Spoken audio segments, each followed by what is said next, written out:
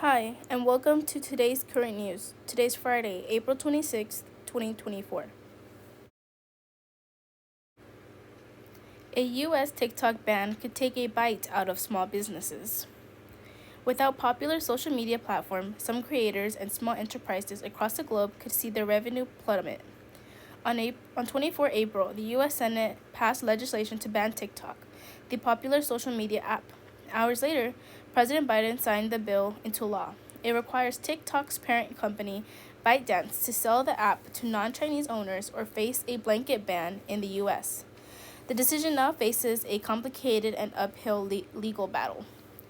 Many devoted fans of the social media platform in the US, more than 150 million users, may see their favorite leisure activity disappear.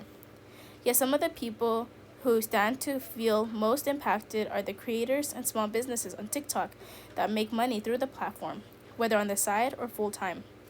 According to March 2024 data from TikTok, more than 7 million small U.S. businesses use TikTok, and the company reported it drove 15 billion in revenue for these enterprises in 2023. The platform is also a major global economic force.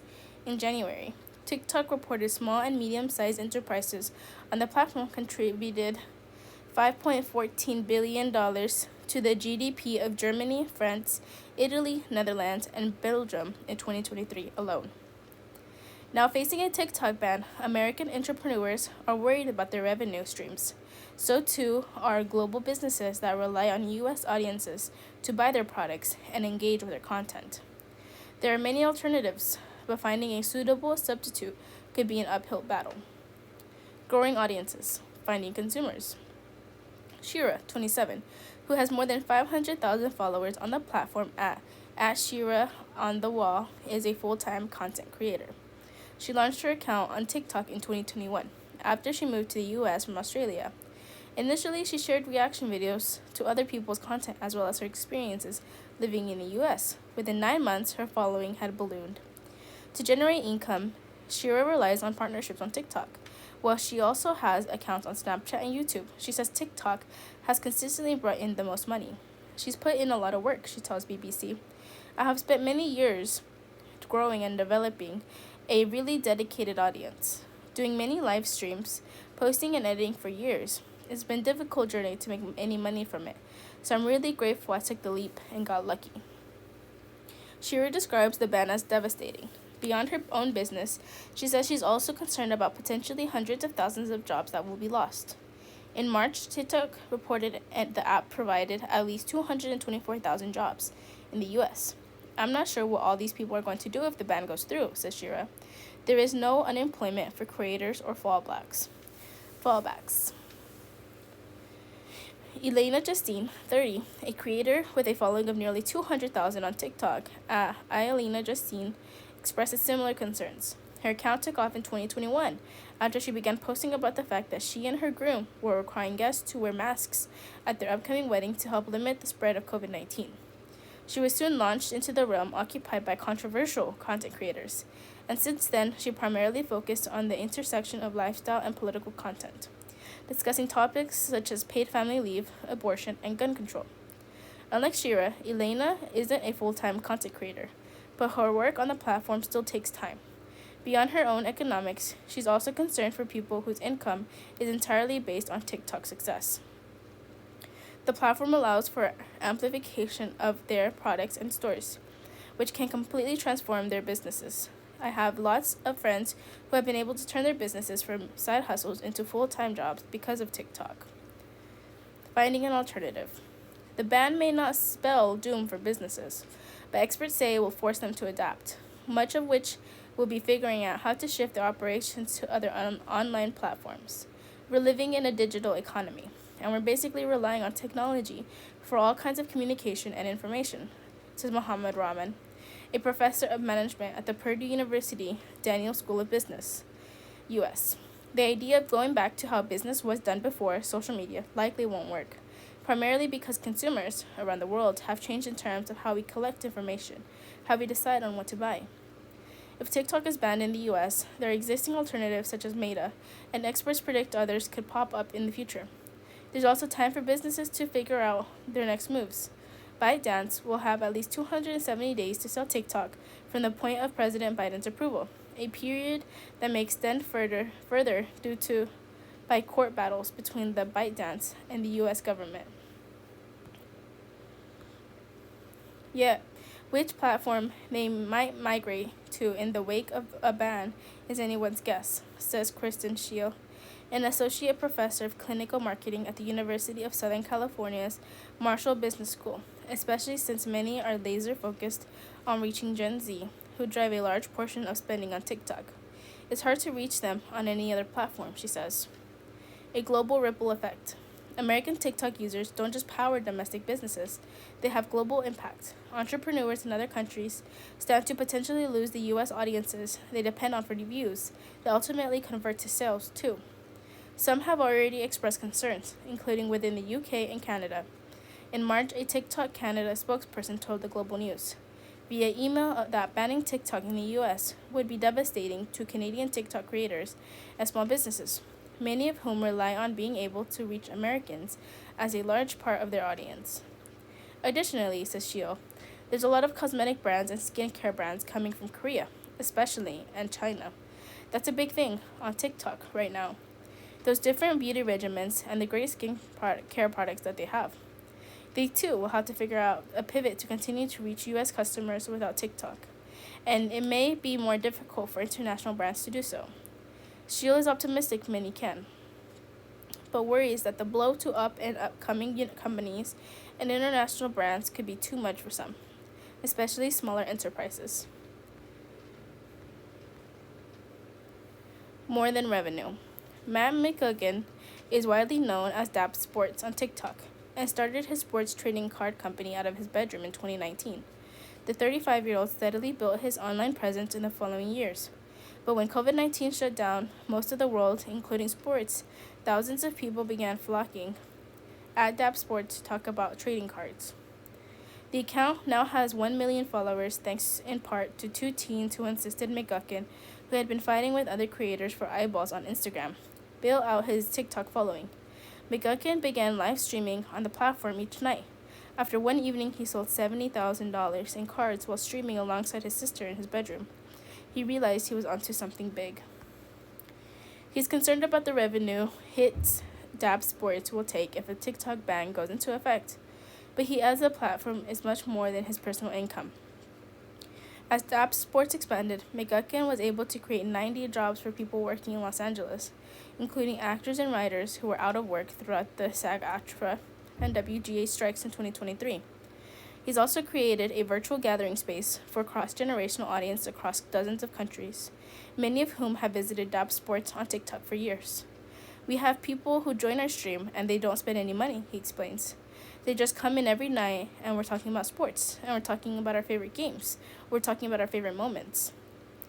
He will entertain alternate platforms, especially if they're necessary for the business to survive. Yes, says McGuckin, this is where we put our most energy into and where we build our community, and it would be a shame to lose it, even if we succeed on other platforms.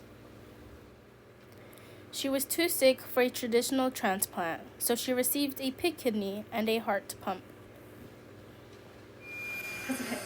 A few weeks ago, Lisa Pisano was near death, in desperate need of a heart and kidney transplant. But because of how sick she was not a candidate for a traditional transplant. So her doctors came to her with a novel approach: a mechanical pump for her heart, paired with a new kidney from a genetically modified pig.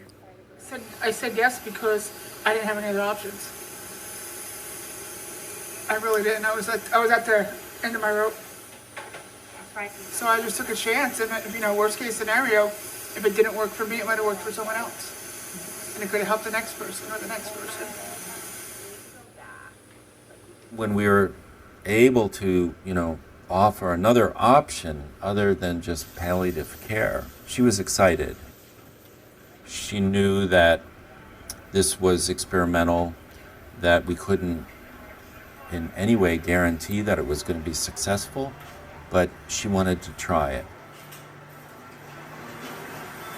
It's like being in a maze and you can't find a way out.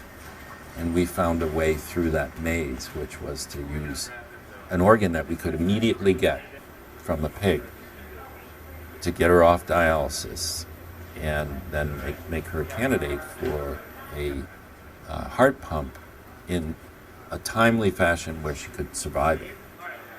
This experiment is the latest in a string of attempts to make animal-to-human organ transplants a reality.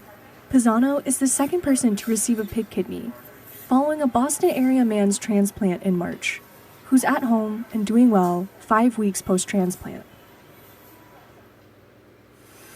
I felt desolate before. Like, I just didn't know the ups, the downs. I didn't know, where I was going, where I was headed. So this gave me an opportunity at a second chance. So, and I took it. It's been transformative. I mean, she's a different person. She was so ill that when she came in, she had a couple of cardiac arrests. That's how close to death she was. If you feel good, you can kind of start shifting your hip side to side and seeing if you can, doing a little dance. 10 days after her kidney transplant, Pisano stood with a group of physical therapists and took her first steps. Good. Nice. Good, and back, just because where the lines are. Keep coming. I want to spend time with my grandkids. Do stuff with them. Run around with a dog. Can't just sit here and do nothing. The Associated Press. Doctors have transplanted a pig kidney into a New Jersey woman who was near death, part of a dramatic pair of surgeries that also stabilized her failing heart. Lisa Pisano's combination of heart and kidney failure left her too sick to qualify for a traditional transplant and out of options. Then doctors at NYU Langone Health devised a novel 1-2 punch implant, a mechanical pump to keep her heart beating, and days later, transplant a kidney from a genetically modified pig. Pisano is recovering well, the NYU team announced Wednesday. She's only the second patient ever to receive a pig kidney, following a landmark transplant last month at Massachusetts General Hospital, and the latest in a string of attempts to make animal-to-human transplantation a reality.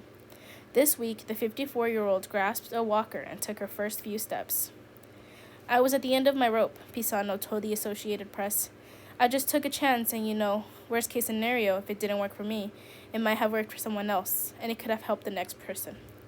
Dr. Robert Montgomery, director of NYU Langone Transplant Institute, recounted cheers in the operating room as the organ immediately started making urine. "It's been transformative," Montgomery said, at the experiment's early results, "but we're not off the hook yet," cautioned Dr. Nader Mozami, the New York University cardiac surgeon who implanted the heart pump. "With this surgery, I get to see my wife smile again," Pisano's husband, Todd, said Wednesday. Other transplant experts are closely watching how the patient fares. "I have to congratulate them," said Dr. Tatsuo Kawi of Mass General, who noted that his own pig kidney patient was healthier overall going into his operation than NYU's patient. "But the heart function is bad. It's really difficult to do a kidney transplant." The pig organ quest. More than 100,000 people are on the U.S. transplant waiting list, most who need a kidney, and thousands die waiting. In hopes of filling the shortage of donated organs, several biotech companies are genetically modifying pigs so their organs are more human-like, less likely to be destroyed by people's immune system. NYU and other research teams have temporarily transplanted pig kidneys and hearts into brain-dead bodies, with promising results. Then the University of Maryland transplanted pig hearts into 2 men who were out of other options, and both died within months. Mass General pig kidney transplant last month raised new hopes. Kawai said Rick Slayman experienced an early rejection scare but bounced back enough to go home earlier this month, and still is faring well 5 weeks post-transplant. A recent biopsy showed no further problems. A complex case at NYU. Pisano is the first woman to receive a pig organ, and unlike with prior xenotransplant experiments, both her heart and kidneys had failed. She went into cardiac arrest and had to be resuscitated before the experimental surgeries. She'd gone too weak to even play with her grandchildren. I was miserable, the Cookstown, New Jersey woman said. A failed heart made her ineligible for a traditional kidney transplant, but while on dialysis, she didn't qualify for a heart pump, called a left ventricle assist device, or LVAD, either. It's like being in a maze, and you can't find a way out, Montgomery explained, until the surgeons decided to pair a heart pump with a pig kidney. 2 surgeries in 8 days. With emergency permission from the Food and Drug Administration, Montgomery chose an organ from a pig genetically engineered by United Therapeutics Corp., so its cells don't produce a particular sugar that's foreign to the human body and triggers immediate organ rejection. Plus a tweak. The donor's pig's thymin gland, which trains the immune system, was attached to the donated kidney and hoped that it will help Pisano's body tolerate the new organ. Surgeons implanted the LVAD to power Pisano's heart on April 4th and transplanted the pig kidney on April 12th. There's no way to predict her long-term outcome, but she's shown no sign of organ rejection so far, Montgomery said. And in adjusting the LVAD to work with her kidney, Mazami said doctors already have learned lessons that could help future care of heart and kidney patients. Special compassionate use. Experiments teach doctors a lot, but it will take rigorous studies to prove if xenotransplants really work. What happens with Pisano, a Mass General kidney recipient, will undoubtedly influence FDA's decision to allow such trials. United Therapeutics said it hopes to begin one next year. Mass arrests Royal College campuses amid pro-Palestinian protests. Mass arrests, outrage, and turmoil rippled across U.S. college campuses as authorities clamped down on a growing number of pro-Palestinian demonstrations. Students at Emory University, Northwestern University, Cornell University, George Washington University, Princeton University, and the City College of New York set up solidarity encampments on Thursday morning, the latest to join a fast-growing list of prestigious institutions. Students are calling for an end both to the Israel-Hamas war and their universities' investments in companies that profit from it, or, more broadly, do business with Israel. Dozens of protesters have been arrested since Wednesday night, including at the University of Southern California, the University of Texas at Austin, and Emerson College. As more arrests were made at Emory University and Princeton University on Thursday morning, some charges were dismissed against detainees elsewhere. In Texas, Travis County Attorney Delia Garza told member station KUT that charges have been dismissed against 46 of the protesters arrested at UT Austin on Wednesday, and that her office is reviewing more cases. Legal concerns were raised by defense counsel. We reviewed each case individually and agreed there were deficiencies in the probable cause of affidavits, she said. Here are some developments as of Thursday. USC's main commencement ceremony is canceled. The University of Southern California said Thursday that it was canceling its main stage commencement ceremony. Other graduation activities will still happen, including commencements from individual schools. We understand that this is disappointing. However, we are adding many new activities and celebrations to make this commencement academically meaningful, memorable, and uniquely USC, the university said in a statement. Thursday's announcement came after dozens of arrests Wednesday evening. The Los Angeles Police Department said it showed up at about 4 p.m. Pacific time and had arrested 93 people by 10 p.m. for trespassing, a misdemeanor offense. One arrest was made for assault with a deadly weapon, though the department did not say what the weapon was. No injuries were reported. The protests followed the school's decision last week to cancel the commencement speech for valedictorian Asna Tabassum, who posted pro-Palestinian and anti-Israel content on her social media. USC said it scrapped the speech for safety reasons. Authorities arrest activists gathering at Emory University. A couple dozen protesters were detained at an encampment on Emory University's Atlanta campus just hours after it was set up, the school said in a statement. Activists launched the encampment to demand divestment from Israel, as well as Cop City, the nickname given to the controversial police and fire department training center under construction in a nearby forest. Member station WABE was reported. 2 protesters detailed the coalition's motivation in an op-ed published Thursday in the Middle Eastern-focused news site Mondowise, writing that we are students across multiple Atlanta universities and community members, demanding divestment at all Atlanta colleges and universities. Social media posts suggest that activists explicitly encourage non-students to participate. An account belonging to the activist movement, Stop Cop City, posted on X, formerly Twitter, that within 2 hours of the encampment being set up on Thursday morning, Emory officials had issued a final warning to protesters.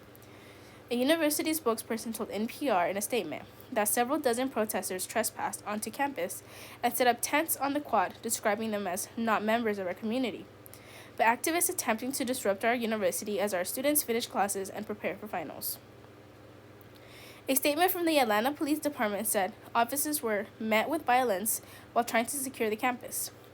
Social media posts, including from the Emory Wheel and local media reports, show law enforcement officers using handcuffs, tasers, tear gas, and pepper balls on people in the crowd.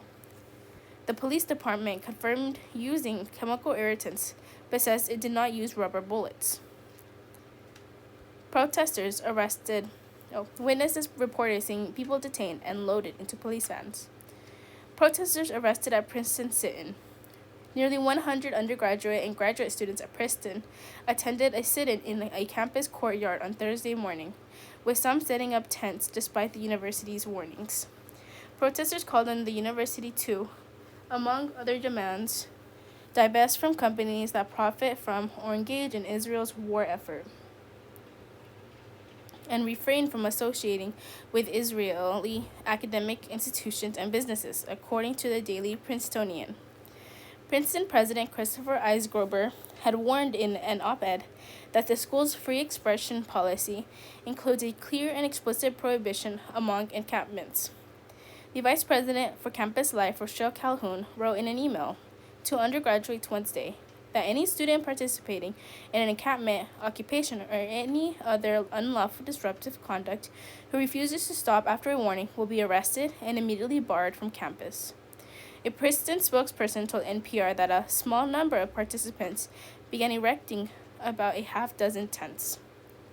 After repeated warnings from the Department of Public Safety to cease the activity and leave the area, 2 graduate students were arrested for trespassing. The spokesperson said, adding that the students have been barred from campus pending a disciplinary process. Protesters voluntarily took down the remaining tents. The spokesperson added, Boston police broke up an Emerson College encampment. Boston police tore down a pro-Palestinian encampment at Emerson College in the early morning hours, clashing with protesters and ultimately taking more than 100 into custody. Emerson College students have been camping since Sunday night in Boston's Bolston Place alley. President Jay Bernhardt warned earlier this week that the alley is not solely owned by the college and has a public right-of-way requirement to access non-Emerson buildings, including the State Transportation Center, and is a fire alley that is under the jurisdiction of the Boston Police Department. Emerson sophomore Kyle Graff described the arrest to NBC Boston. The big vans, they came in, they parked right in front of the alleyway, and the cops came up and they started arresting students, forcing their way into the encampment and everything. Pushing students to the ground, Graff said. I saw one student get shoved into the pavement and their hands forced to be put behind them. NBC Boston reports that police cleared the alley within 30 minutes. Boston Police Department spokesperson Sergeant John Boyle told local media that 108 people were arrested and were expected to be arraigned in Boston Municipal Court. He said 4 police officers were injured, 1 seriously. Similar encampments have been set up at several other Boston area schools, including MIT and Tufts. Harvard students set up tents in Harvard Yard, which is temporarily closed to the public. On Wednesday, Texas state troopers responded to protests in riot gear. At the University of Texas at Austin, hundreds of people protested in support of Palestinians. University officers and Texas state troopers responded to the scene in riot gear and arrested dozens of students who did not leave, according to the NPR member station KUT. These protesters belong in jail. Anti-Semitism will not be tolerated in Texas. Period. Texas Governor Greg Abbott posted on X. Students joining in hate-filled anti-Semitic protests at any public college or university should be expelled. UT Austin President Jay Hartzell commended the school and law enforcement for showing extraordinary restraint and said that the organizers of the protest intended to violate school policies. The group that led this protest stated it was going to violate institutional rules, Hartzell said. Our rules matter, and they will be enforced. Pro-Palestinian protests are spreading across the country. Students at Cornell University and George Washington University set up solidarity encampments on Thursday morning. Columbia University has twice extended its deadline, originally midnight on Tuesday, for students to clear the campus encampment. Officials first delayed the deadline until Wednesday morning and said later in the day that they would continue conversations for another 48 hours in light of constructive dialogue with student representatives. They said student and protesters had committed to removing a significant number of tents, clearing non-Columbia protesters from the area, complying with fire department requirements, and prohibiting harassing and discriminatory language. Thank you, and have a great day.